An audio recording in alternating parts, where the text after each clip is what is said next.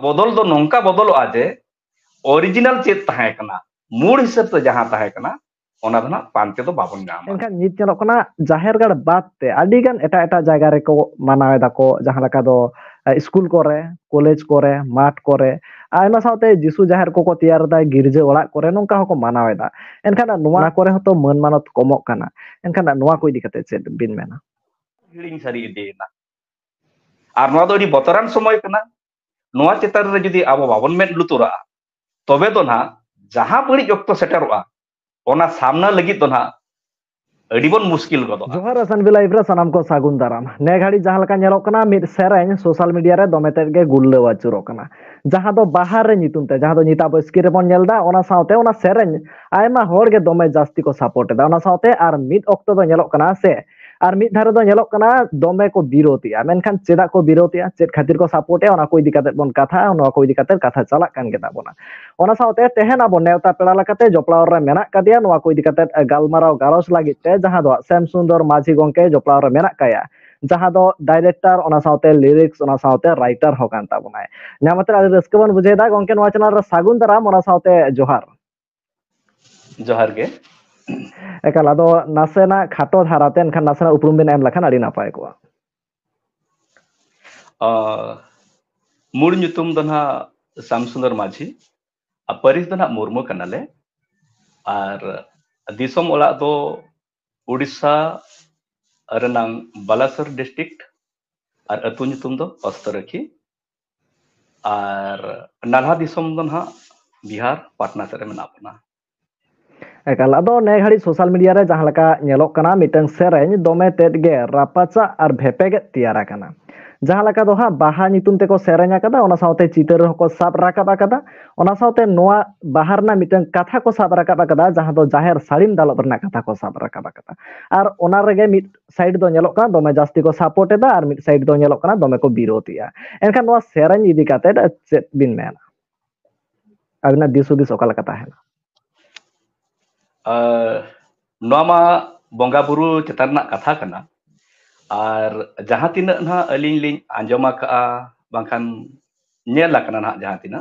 और अलिंग ज्ञान खन गे जहां तीना लिंग बाडाय का ओना कथा गिना लिंग सदरे आना एकेबार और नोय जे जाहेर सड़ीम कथा जहां मेनोगो कना नोआ दो ना माने नीता समय रे बन मेन लेका दो ना ओने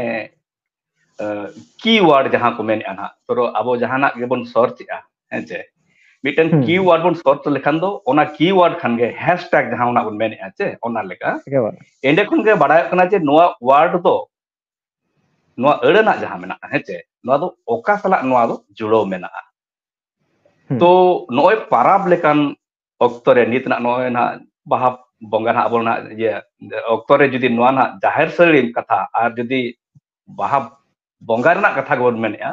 तबे तो बोंगा स्थान रना कथा कान गया ना जाहेर सड़ीम दो एकाल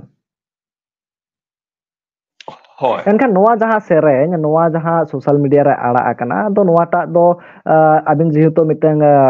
ओनोलिया कना बिन ओना साउते जहां लका दो डायरेक्टर हो कना बिन एनखान नोआटा तिना जोथातो कना नोआ सेरेन ता अलिया उयहर ते दो नोआ लिंग मेना जे जहां जिनिस जहां जगह रे ताहेन कथा जहां रे शोभा और मानत जहां रे नामोआ ओना दो ओना लेका गे व्यवहार गे नापायो आबोरिन बोंगा बुरु को जुदी आबो लेकाते ओंडे मानाव बाता बाबन दोहोया तबे दो ओंडे दो ओने जहां बाबन मेन आसे आकवा थुम आशीष दाड़े ओना दो चेत लेका रेबन न्यामा से आशायाबन ओका खना तो नोआ को जिनिस दो बोंगा बुरु कथा दो मानाव बाता चेतन ना कथा कना चेदा से नोंडे दो आबो नोआ जहां के माइथोलॉजिकल जिनिस मेना नोआ दो अडी कंट्रोवर्सी गया विज्ञान पॉइंट ऑफ व्यू साइंस लेकाते नेल लेखान और नोआ माइथोलॉजी लेकाते नेल लेखान नोआ दो आपन आपन जगह रे आपन आपन ओना रना माने माने मेना मीनिंग में ओडोकआ तो नोआ दो मानाव बाता चेतना कथा कना और नोआ सला दो आबो कम्युनिटी रना मिटन सेंटिमेंट जुड़ो मेना नित दो बांगा नो धरतीपुरी 30 खना सिरजन लेना ओनामा अकोयना बाबन बाडाया खाली बन बाडाया अब दो पिलचु कना कना बन मेनते ओना तायम कोन रे करे खन गे नोआ दो खेरवाड़ को लगिते नोआ जिनिस दो हेज अगुआ कना आर मानाव बाताव मेना इदी काते के नित धैबिज मेनाआ आर मानाव बाताव जुदी ना खाटो कना तबे तो ना नोंडे दो आबो मूड खन दो ना बन सहा कान लेकाना बन ना दो एलिया उयहर तो ना लिंग मेना जे आबो तो मूड खन बन सहा कना आर हापेन बिदल रे ओना जगह बन पानते खान दो ना ओना जे ठाव दो ना पाले बाबन नाम दाड़िया एकाल एकेबारे गंके जहाँ लेका कथा बिन साब राकाब केदा नोडे खना नोआ दो बुटाग कना हा जहाँ बिन मेनेदा मान मानत ताबन खाटोग कना से कमोग कना हा एकेबारे मिट पाहटा नेलोग कना जे आबोरेन हर कोगे दोमे जास्ती नोआ सेरेन को कुसियाग कना को एनखान चेदा नोआ सेरेन को कुसियाग कना मिट पाहटा नेल बिन रोल आर सेरेन रे नोआ गे ना डिफरेंस दो क्रिएट किया जे रोल दो मिटंग आड़ांग कना ओना माध्यम ते आर मिट हर आबोआ उइहर बा भावना उनी ठन बन सेटेरेआ आ सेरेन रे दो ना मिटंग राहा जुड़ो कना इना रोड गे जुदी राहा लेकाते ना गाबान लेका काते जुदी ना बन आबो ओना बन सदरेआ तबे ओना दो सेरेन बन मेता कना आर ओना सेरेन रेगे ओना रना मीनिंग हो मेनाआ ओना सेरेन चेत लई सनाय कना ओना रना गहिर कथा चेत कना जोतवा ओना जुदी आबो मिमिटंग लाइन बन पांजाया एंडे खन गे आबो जतो किछु बन बड़ा ओडक दाड़िया हां तो लुतुर रे आंजम जंग ओना गे डिपेंड ए ना जे आबो कुसी बांग कुसी जतान दो मिटंग बेस सेरेन जुदी राहा बेस बन कुसिया कना तबे जुदी ओना रना अर्थ बा मीनिंग जुदी आबो बाबो पांजा नाम दाड़ा कना एन रहो होड़ बन कुसिया गया बन चेदा से ओना दो आंजम जमते नापाय बुझे कना जीवी मने रे अड़ी निरोल भावना सेटेरेआ ओना लगते कुसी दो हिजु गया इकन नोडे सेकंड साइड नोआ तहन कना जे ओना सेरेन चेद ए मेन होचोया राहा आंजम सुमु मा बांगा उनी चेद ए मेन होचोया ओका समय रना कथा कना सुख दुख रना बेड़ा रना मेना भांडान करना कथा ओना दो दुख बेड़ा रना कथा कना बापला करना कथा रस्के रना कथा कना लागणे लांगा एड़े लागणे ना जहां बन मेना ओना रना हो मिटंग समय कना जोतो जिनिस जगह जगह इदी काते ओना ना सिविल जिनिस मेना आर ओने जहां कथा ना मेन के जे नोय तिना हर को कुसिया कना आर कुसी दो हुई कना जे मिटंग जिनिस आबो जुदी बाबन व्यवहार का जहां जिनिस बाबन आंजमा का जे नोआ ना गहिर जिनिस चेत नोआ पछले रे मेना की बांगा तबे ओना रेना ओरिजिनल जिनिस ना आबो बाबन उयहर दाड़िया कना खाली राहा आंजम तेगे ना रू बाजना आंजम तेगे जुदी आबो बन कुसिया कना ओना कुसी दो ना असली कुसी दो बांग कना एकेबारे एकेबारे बुझेना ओना साउते नोंकाना सेरेन नित जहाँ लका नेलेना सोशल मीडिया रे एनखान नोआ सेरेन जुदी नोंका को सेरेन इदिया को एनखान चेद लकाना अनाट सामांग दापराम हिजुक कना नोआ दो अडी बड़ी ऑर्सोंग मेना अलिन मेना मेना अडी बड़ी ऑर्सोंग दो ओकोय लगित आबो को लगित के तेहेन आबो मेना बोना नोआ धरतीपुरी रे मेना बोना नित आबो होना समय तायम तायम ते आबो होना बन आदोआ इखन नोय जे नितो जहां बदल ना नेलोक कना नोआ लेकरा बदल जुदी तेहेन एहब आकना बांखाना किछि ओक्तो मांग खन एहब आकना नोआ को जुदी नोंका गे चला तबे दो ना बदल दो नोंका बदलवा जे ओरिजिनल चेत ताहे कना मूड हिसाब से जहां ताहे कना ओना दो ना पांते दो बाबन नामा नासेना कथा नोडेलिन एंडा इदिनोगा आबुआ जहां गे कथा मेना जहां गे कहानी मेना जोतो ओना को दो सेरेन तेगे तोल काते केटे ताहे कना ओना दो ना मोचा तायम मोचा लुतुर जेरकम मोचा रोड किया सेरेन किया लुतुर आंजम किया जीवी मने रे भेदावेना ओना चेत दोहोयना और उनी हो नेक्स्ट जेनरेशन ओंका काते गे ओना जिनिस दो पासना इदिए ताहे इके नीता समय रे ओना जिनिस पूरा खाटो उतर कना और उड़ीसा सुमुंग ना कथा दो बांगा इनिन मेना जे आबो भारत बछर रे हुयन आ बांकान बाहरे नेपाल बांग्लादेश करे जहां टोठा करे गे आबोरिन सांताल बया को मेना ओना नोआ लेकाना समय दना अडी गे बदला कना ओने जे सेरेन ते थुती ते गालमाराव ते कुदुम ते कहानी ते आबो को कथा जे ओने जहां तोल अगु लेना बांचाव काते ताहे कना ओना जिनिस तो एकाल हिड़िंग सारी इदीना और नोआ दो अडी बतरान समय कना नोआ चेतार रे जुदी आबो बाबन मेन लुतुरा तबे तो ना जहां बड़ी ऑक्तो सेटरोआ ओना सामना लगी तो ना अडी बन मुश्किल गदोआ और नोंका हुई दाड़िया जे jahan nyutum idi kate abo identity bon dohoy leka bon bhabik abo makan bon doho gulia ona na bon hiring lengkan abo santal kwa identity dana mucha doa no ona huyuk na joto kon marang jenis do एकेबारे एनखान नुनाक मारांग दुख से नुनाक मारांग अनाथ अब सामांग रे दापराम कना एनखान नोआ को इदी काते तेहन आर्टिस्ट एसोसिएशन माने चेक को उयहर कदा को चेक लकन स्टेप को लहाय दा को नोआ को इदी काते ओका लका खबर को नोडे ना मिटन कथा आरो ना लिन लई तरा जे आबो नित चेक लका कना नोय समय जेरकम बदल कना ओना लेकाते नित दो आबो दना नोय सामांग दापराम अबिन सदा ना लिन रोपड़ कना कथा कना लांग आलांग माने सामाग रे माना बालांग नापामा कान गया इखन नितो दना नो उमुल चितर खन नेल काते ना ठिके आ जे हो सामना रे गम कत किन दुरुप कना अलिन अलिन ना पाले ना बि ठिके लिन गया तो नो ओना को ना जे ना जहां समय रे नितो नोआ जिनिस बन नाम आका नोआ जिनिस गे आबो दो मांग से दो लहाय बना ना माने आबो ना समय सलाक तना अडी लगन बन बदला कना नोडे चेक कथा बिन कुली ले अनासना ले हिरिन किया एकाल जहां लका दो हो नोंकाना दुख अब सामांग रे दाराम कना जहां लका दो एनखान नोआ को इदी काते आयमा गान संगठन को मेना को गणठन को मेना को जहां दो सांताल समाज बांचाव लागित को कामी कना सांताल जहां एइदर से जहां लका हा सांताल मन मानत बांचाव लागित को कामी कना एनखान नोआ को इदी काते चेक को उयहर कता ओना साथे आर्टिस्ट एसोसिएशन नोआ को इदी काते चेक उयहर कता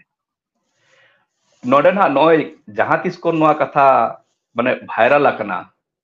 सेंगल लेका गोटा डिगिर माने संगिन खनो नेलोक कना आंजम कना कथा जहां तिरे फोन कोते रोपड़ करे हो नोआ कथा को लई तरा जे आबो परिस्थिति नोंका सेटला कना मेनते आर नोय ना सोशल मीडिया करे ना जहां बन मेन जे फेसबुक कथा ना लिन मेना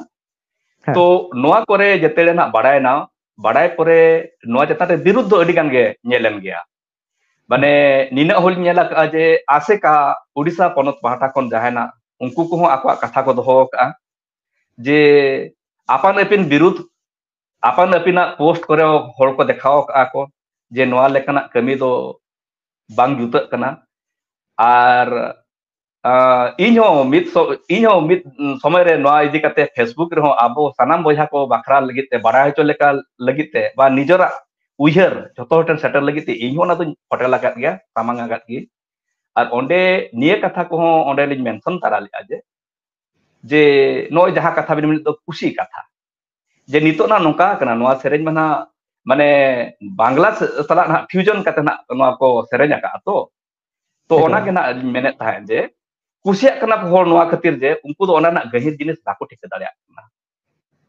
आर पाले नोंका हो ओंडे लिन ऑल तारा का जे ओंकान हर को कुसिया कना जहां की माने गिद्रा खन पाले ना को हारा बुरु कना शहर बाजार रगे आर अतु टोला सला ओंका जुड़ो जुपड़ो उना बनु उतरा कना चेत खातिर बनु कना ओना कारण दो ना नोंडे दो ओना दो ना बाबन सलाएआ किंतु जहां ले कते कना ओना मिटन जे अतु सला सगै ओना ना गैप बनाव कना आर तेसार रे नोआ ना लिन मेंशन ले जे नोआ को चेतन रे आबो ना जहां गे नो जे कुदुम कहानी आर बांखाना नो जे माइथोलॉजी जहां आबो बन मेन चे आबो संताल माइथोलॉजी नोआ को आको ना बाको बाडाय कावना आबो नोआ रे जे नो जे माने बाहा पराब रे आबो ओका लेका मेना तावा सिस्टम तावो ओना सिस्टम को चेतन रे आको ना ज्ञान पाले खाटो गेता को ओना तेगे उनको दो राहा आलांग आंजम तेगे आर ओना म्यूजिक ना जहां गे बीट हेचे रिदिम इन रिदिम के ना आंजम तेगे होल दो को खुशी जम कना इकन नोआरे आबो चेत जुड़ो कना आबो कम्युनिटी सला आबो संताल खेरवाल हपन को सला चेत नोआरे चेत सेंटिमेंट जुड़ो मेना ओना जिनिस बाको ठिक दाड़िया कना आर ओना इदी काते पाले उनको को नो जे आबो ना मिट पाटा कन आबो बन विरोध लेका बन नोआ बन मेन आबन जे नोआ बळिजो कना नोआ दो हापेन दिन रे अडी मारंग विपद आबो कम्युनिटी लगिते आबो संताल बजा को लगिते नोआ मेनोगो कना आर तिनंग गान नोंका हो रोड हिजुक कना जे उनको को मेन जे नोआ दो अडी नापायो कना मेनते नोना गे ना पाले ओपर दो हिजुक कना कथा रे दो एकाल एनखान नोआ को इदी काते जहां लकना चेत स्टेप बांग हता हुयु कना आदो नोय कथा सेट नोकाना गोटा ना नोय विरोध मा को एम आकात गया मेसेज को एम आकात गया आकवा जे नोका आलो पे कमिया हापेन दिन रे बांकान नोडे ना चेल लका कना जे आबो ना मीडिया सेक्टर रे अडी गान हाबो लिचड़ गया माने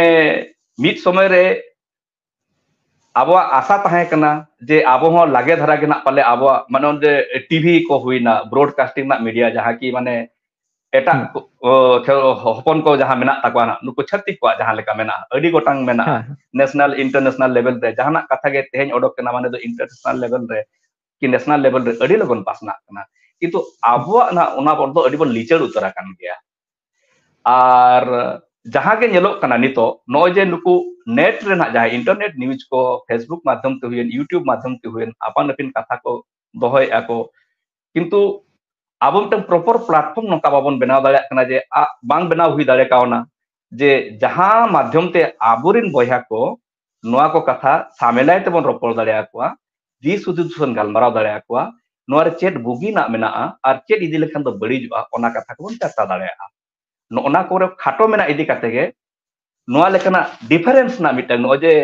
आबो माने उयहर ना मिटन मतभेद जहां हिजुक कना ओपर जहां हिजुक कना ओना हो मिटन कारण हुई कना एकेबारे आयमा साराव नोआटा एनखान बुटैदा ओना सावते जहां लका हा मिद उड़ांग लाहा रेगे मिदटां कथा हेज लेन थाने जहां दो मान मानत कमक कान ताबना नोआ सेरेन खातिर ते जहां लका दो बाहा सेरेन ओना सावते जहां लका बाहा इदि काते बोन कथा काना आयमा गान जायगा रे नेल काना बाहा बोंगा रे जहां दो हा मिद निदा प्रोग्राम को करायदा तुमदा टमाक ते एनेज बात काते ताहले ओना कोरे हतो मान मानत कमक काना एनखान नोआ को इदि काते चेद बिन मेना मन दो कमक कना नोआ दो आबो बोन माने ग्रहण रे हो मने रे बोन हेताव रे हो ना बांग रे कन मन दो कमक कना चेद लेका रे कमक कना नोआ को बोंगा बुरु चेतन रा कथा दो नय धरो जाहेर ना कथा बाहा एनेज रना कथा तुमदा टमाक चौड़चुड़ी ना आले सन दो को मेना आपे से ना चेद को मेन ओना दो ना कोड़का हो को मेन गया चौड़चुड़ी को मेन गया है से नोना को दो अब मूड बाजना कना नोआ दो बोंगा साका माने नोआ को ओना बोंगा रू लेखन दो अब को जाहेना उमुल हो माने बोंगा रूम हो को सेटर गदुआ जे आको ओना डाके आंजम लेखन दो तो नोआ को चिका कना ओडे जे मिद निदा बिन मेने तो जहां जना तुमदा तमाक बगी काते डीजे आको रेकॉर्ड तको एनेज कना नोना दो अड़ी बड़ी ऑप्शन कान गया और नोआ दो ना आबो को तला रे जहां सड़ो बोलो कना नोआ दो आबुआ सेंटीमेंट रे अडिगान के नोआ दो बाधाय अगुई ताबुआ कुसी रस्क लगी तो आबो एनेज सेरेज मा डीजे ते ओना भेगार जिनिस कना इकन बोंगा ठाव रे नोआ को आर बांगमा ओजे बाहा बोंगा ᱧᱩᱛᱩᱢ ते नोआ को जहां अच्छा नोआ मा डीजे सुमु जहां गे डीजे रू साव साव ते नोआ को नेलो कना जे जोता काते हो एनेज कना को आखड़ा तला एकेबारे तो नोडे तो आबो तेगे निजेते जुदी आबो बन कुलिया ओका कम्युनिटी रिन होल बन नेला कात को मासे आक्वा धर्म जगह रे धर्म गाल रे चला लगी ते जोता ते को सेटरक कना पाले बांगा हेचे बाहरे जगह रे आबो माने हरो बांधे जोतो लेकाना तेगे आबो माने फुरचे धारा नालका फुरचे धारा काते आबो जने बांगा से निरोड़ मनेते हेचे मने जी हरमो जोतो निरोड़ काते आबो बोंगा समाज रे बन सामांग लेनकान आबो मने कथा बन ध्यान लेनकान बोंगा बुरु को आंजम गया को আর নো তো কথা হই কনা পতিও চেতন রা কথা কনা আর যদি পতিও বন বনি তবে তো ওনে তো ওনা কথা তো না লই দো বাই গান ওনা কথা তো एकेबारे ओना सावते जेहेतु बाहा बोंगा इदि काते बोन कथा कना एनखान नोआ कथा कुकली राकाब गदक कान गया जहां लका तो नित नेलक कना आबोना बाहा बोंगा जहां लका दो जाहेर गाड़ रे को बोंगाया एनखान नित नेलक कना जाहेर गाड़ बात ते आडी गान एटा जायगा रे को मानावे दाको जहां लका दो स्कूल कोरे कॉलेज कोरे माठ कोरे आयमा सावते जिसु जाहेर को तैयार दा गिरजे ओड़ा कोरे नोंका हको मानावे दा एनखान नोआ कोरे हतो मान मानत कमक कना एनखान नोआ को इदि काते चेद बिन मेना नोआ दो आबो नोआ दो पिलचु गाना को कना ना नय जे जहां बन मेनया हेचे नोडे ना चिका कना धर्म चतार रे कथा लेनखान दो नोआ दो रापाचा ओडोको नय जे ना मिटन कथा जहां बिन लेक जिसु जाहेर मेनते हेचे तो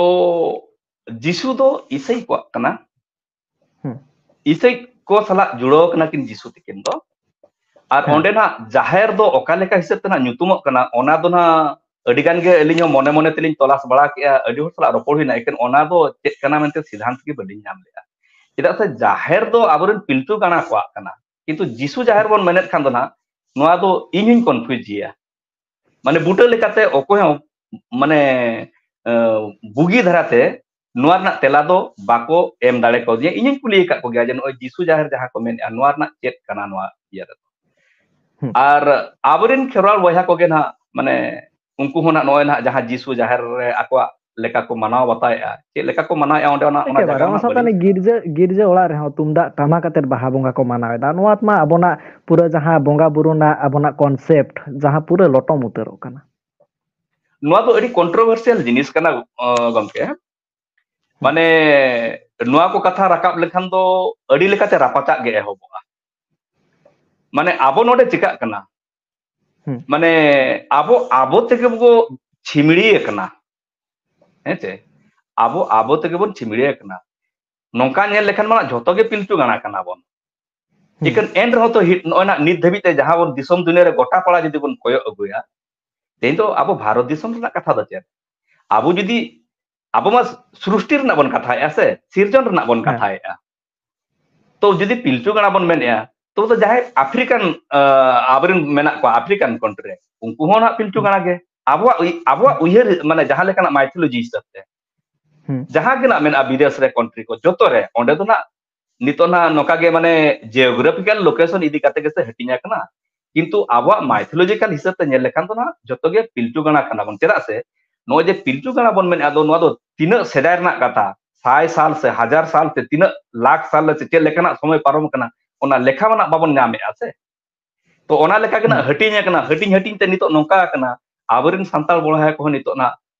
जीसु सेन हमको किछि नोना को बोलो कना को आपा हिसाब से जीसु जहर मेन कते इकन नोय ना बाहा परब को मनाया तो नोआ दो तीन जथात कना ओना ना कंक्लूजन तो माने इnya मोचा कोन तो इnya बइन पटल दाड़ा कना जे नोआ हुया कना बेसा कना जे नोआ हुया कना बळिज कना इकन सिचुएशन दो नोआ कना जे आबो तेबन चिनगावा कना हानते नाते कना बोन किंतु मूल लेकाते नेल लेखान दो जाहेर जिनिस जहाना इन बाडाया जाहेर ना जहा सारजम आबोदना माने सारजम साकाम रेत कते जहा बोन बोंगा कना सारजम साकारे जहा बोन अंती जाहेर बोंगा सांता ना जहाय बोन मेनो कना आबोदना हुनन पिलचु गाना कना बोन आर नय गिरजे कथा जदि जीसु कथा मेनो कना तबे तो गिरजे हिजुआ हेचे और किंतु नोडे ना कथा तो चेक लगा कना आबोना विशेष कते गिरजे ना कथा के हिजुक कना मंदिर कथा दो ना बांग हिजुक कना चेदा से मंदिर ना बाहा परब दो ना मनाव बाहा माने सांताल लेका हिसाब ते ना जहां बाहा बंगा परब मंदिर रे दो नित धबि ते ना बई आंजमा इकन गिरजा करे दो आंजमा कान गया नोय नोका सोशल मीडिया करे नेलो कान गया और जहां करे गे नोंकान जिनिस हे जाकना अडिगन कथा रापाचा ओंडे नेल नामक कना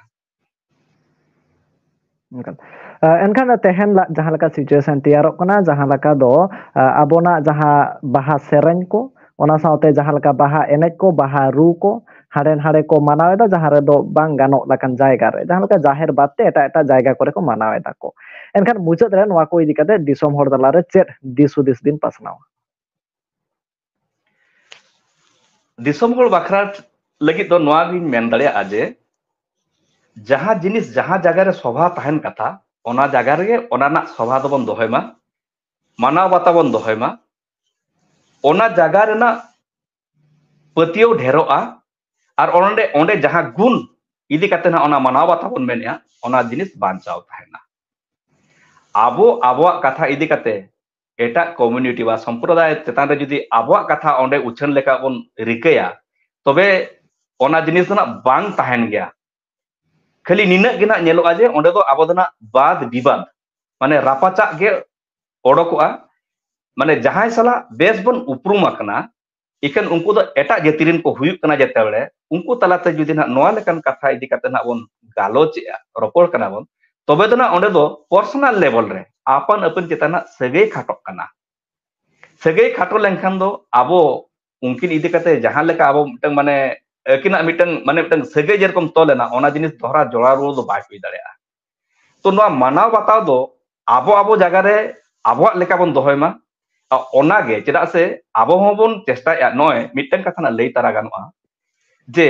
यूनेस्को मेना का डिक्लेयर का 2022 कोन 2032 जहाना international decade of world indigenous language हेचे नोआ दो मिट समय रे 2016 रे जेतेले ना नुकु आबो ट्राइबल को इंडिजिनियस कम्युनिटी को जेतेले आको लैंग्वेज लिटरेचर कल्चर ट्रेडिशन नोआ को जिनिस जेतेले ना adok kana mente thika ka noa do ᱤᱧ ᱫᱚ ᱵᱟᱹᱧ ᱢᱮᱱᱮᱜᱼᱟ ᱤউনেস্ᱠᱳᱭ ᱢᱮᱱᱮᱜᱼᱟ ᱱᱚᱣᱟ ᱡᱤᱱᱤᱥ ᱫᱚ ᱩᱱᱡᱚ 2019 ᱫᱚ ᱰᱤᱠᱞᱟᱨ ᱞᱮᱜᱼᱟ ᱡᱮ ᱟᱵᱚ ᱫᱚ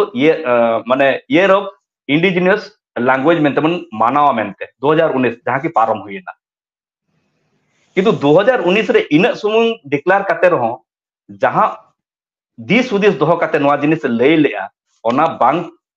ᱚᱱᱟ ᱢᱟᱱᱮ ᱡᱟᱦᱟᱸ ᱠᱚ ᱢᱮᱱᱟ ᱯᱨᱳᱜᱨᱮᱥᱤভ ᱪᱮᱧᱡ ᱵᱟᱝ ᱧᱮᱞ ᱞᱮᱱᱟ ᱟᱨᱚ ᱚᱱᱟ ᱡᱤᱱᱤᱥ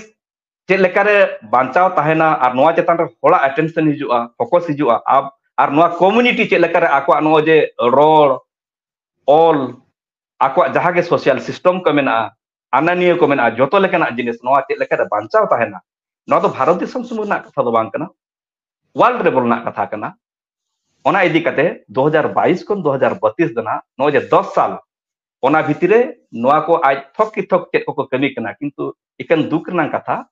ᱟᱵᱚ ᱠᱚ ᱛᱟᱞᱟᱨᱮ ᱱᱚᱣᱟ ᱠᱚ ᱞᱮᱠᱟᱱᱟᱜ ᱠᱟᱛᱷᱟ ᱛᱤᱱᱟᱹᱜ ᱦᱚᱲ ᱵᱚᱱ ᱵᱟᱲᱟᱭᱟ ᱪᱮ ᱵᱟᱝᱟ ᱚᱱᱟ ᱢᱟ ᱵᱟᱹᱧ ᱵᱟᱲᱟᱭᱟ ᱠᱤᱱᱛᱩ ᱵᱟᱵᱚᱱ ᱵᱟᱲᱟᱭᱮᱫ ᱠᱷᱟᱱ ᱫᱚ ᱱᱚᱣᱟ ᱦᱚᱸ ᱟᱵᱚ ᱞᱟᱹᱜᱤᱫ ᱛᱮᱫᱚ ᱟᱹᱰᱤ ᱢᱟᱨᱟᱝ ᱜᱷᱟᱛᱚᱠ ᱠᱟᱱᱟ ᱟᱵᱚ ᱛᱮᱦᱮᱧ ᱵᱟᱦᱟ ᱨᱮᱱᱟᱜ ᱥᱩᱢᱩᱝ ᱵᱚᱱ ᱠᱟᱛᱷᱟᱜ ᱠᱟᱱᱟ ᱠᱤᱱᱛᱩ ইউনেস্কো ᱫᱚ ᱢᱮᱱᱮᱜᱼᱟ ᱡᱮ ᱱᱩᱠᱩ ইন্ডিজিনাস কমিউনিটি ᱟᱠᱚ ᱠᱚᱣᱟᱜ ᱨᱚᱲ ᱚᱞ ᱢᱟᱱᱮ ᱦᱮᱸᱪᱮ ᱡᱚᱛᱚᱣᱟᱜ ᱡᱤᱱᱤᱥ ᱟᱫᱚᱜ ᱠᱟᱱᱟ ᱱᱚᱣᱟ ᱠᱚ ᱡᱤᱱᱤस ᱵᱟᱧᱪᱟᱣ ᱫᱚᱦᱚ ᱫᱚᱨᱠᱟর ᱠᱟᱱᱟ तो उनको जुदी नुनक को चिंताया को नुनक को चिंता भावना का आबो तालारे रापाचा आबन चेदा आपन अपिना कल्चर ओका लेका मेना सोशल सिस्टम जहां लेका मेना ओना बांचाव लगी बन रिकेमा और आबोरे न्यू जेनरेशन जहां मेना को उनको को चेत को लगिते नोआ ना दिस हुदिस बन दोहेमा ओना जिनिस बन कटेजमा एंडे खान तो यूनेस्को जहां जिनिस किन नोय किन डाकरा किन एमका ओनारे आबो को गड़ो किछि बन एम दाड़ेया और आबो किछि ओना ना लाभ बन हताव दाड़ेया माने कम्युनिटी एज ए होल ओना ना बेनिफिट बन हताव दाड़ेया एकाल आयमा आयमा साराव एनखान तेहन आबो बोन कथायना जहां लका दो नित सिचुएशन को नेलोक कना हा जहां दो आबोना उपरुम मेटा कना आबोना जहां लका बोंगा बुरुना मान मानवता बोन कमोक कना ओना को इदि कते बोन कथायना तेहन आबो सावते नेवता पेड़ा लेकाते जपड़ाव रे ताहें कना जहां दो श्याम सुंदर माझी गोंके जहां दो जपड़ाव रे ताहें कना मित राइटर कना ओना सावते एक्टर हो कना आयमा नापाय बुझायना गोंके नुना घाड़ी ऑक्टो एम लागित ते आरो हापेन कान दिन रे आरो ले नेता बिना ऑक्टो को बिन नाम लखान आयमा आयमा साराव मुचत रे जोहार ओना सावते जहां को पे नेलेदा कमेंट तलाते सदर ताबन पे ओना सावते दिस हुदिस पासना ताबन पे आर है जहां ते पे गड़ो बांग गड़ो वीडियो शेयर तलाते रे हो गड़ो ताबन पे दिसम हर को बाड़ाय चको पे आर मि धाते जोहार अबिनो अडी सारहालिन चला बिना एसएनबी लाइव जे नोआ लेकान मिटन सेंसिटिव कथा चतारे एलिंग बारपत कथा माने पर्सनल ओपिनियन एम रना मिटन दाव एमा कावतnya और आबरिन दिसम बयहा को नोआ गे मुचेदिन लay तरा जे नोआ दो प्योरली पर्सनल ओपिनियन कना आ जहां जिनिस आबो सोसाइटी चेतन ते बेस हुई दाड़िया सोसाइटी ना भलाई हुई दाड़िया ओना उदिस इदी कते गे रोड़ा कना और ओका करे बांग गाना कान ओना दोबन लay सोचेमा चेदा से आबो दो चेदो लेकन प्लेटफॉर्म हो माने आबो दोबन चेदो कान गया और इनहिन चेदो कान गया चेदो ना रिका तो आपे को जहां तिना नोडे बया तिकिन किन लay के लेका जहाना गे कुसी आर चेत को कुसी गान बांगान आपे कोन लay सदरमा और नोका मिमिटन कथा ओडक लेखन अकिनो हापेन दिन पाले आर एटा लेकन साताम उनका गे अगु कते are Etah Nokha gay are हो गोमके को सला गालमाराव लेखन नोआ करना भितरी कथा बाडायवा और दिसम तारा सामांग रे आवरे नेक्स्ट जेनरेशन और बमा जहां गे आयमा ऑडियंस उनको को बाकरा हो ना कथा होटल रखाबोआ और को आजम सांगे को और नोका तगे चेत चेपेट कते मांग से लहार ना बोरिकया और मुचत रे अडी अडी सारहाव अली नोडे दाविन वात लिया ओना सलाते सनाम नेलिए बया को आपे को एलिया मानत ना जोहार।